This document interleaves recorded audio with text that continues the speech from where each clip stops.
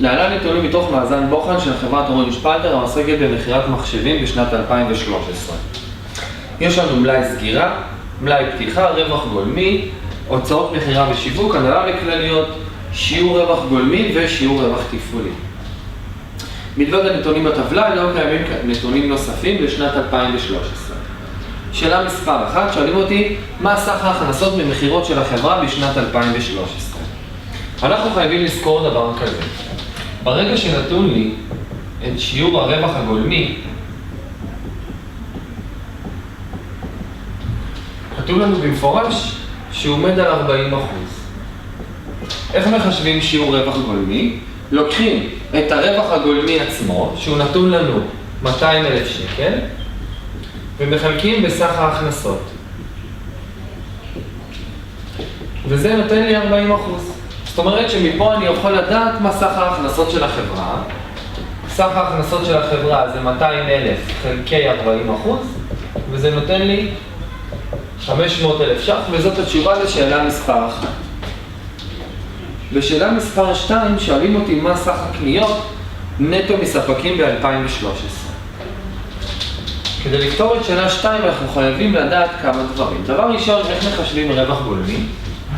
רווח גולמי זה הכנסות פחות עלות מכר.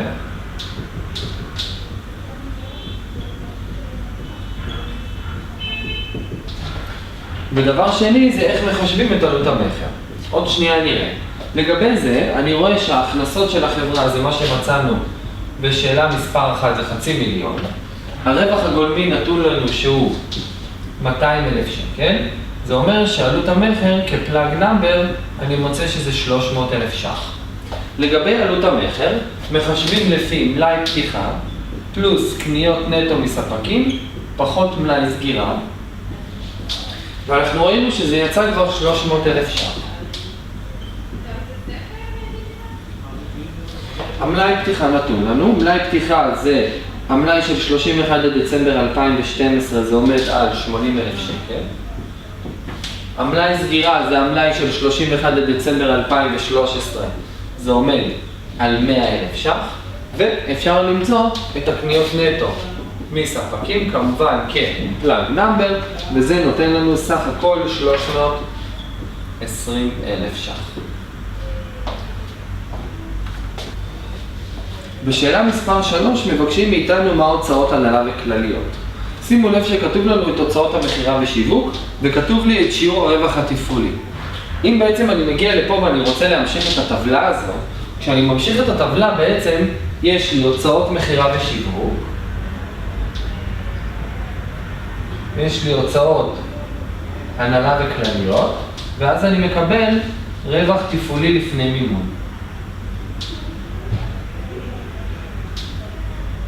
אז בואו נראה מה נתון לנו. נתון לי שהוצאות המכירה ושיווק זה 90,000 שקל. הוצאות הנהלה וכלליות זה מה שרוצים שנמצא. כדי למצוא את זה אני חייב לדעת מהו הרווח התפעולי. כתוב לנו במפורש ששיעור הרווח התפעולי הוא עומד על 10%. איך מחשבים שיעור רווח תפעולי? לוקחים רווח תפעולי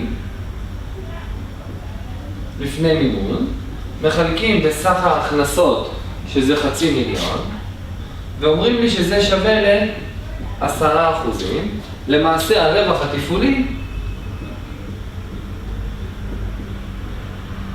שווה ל10% כפול 500,000, שזה נותן לי סך הכל 50,000 שקל. אז את המספר הזה אני לוקח לרווח התפעולי, ולמעשה כעת ניתן למצוא את הוצאות הנהלה וכלליות כפלאג נאמבר,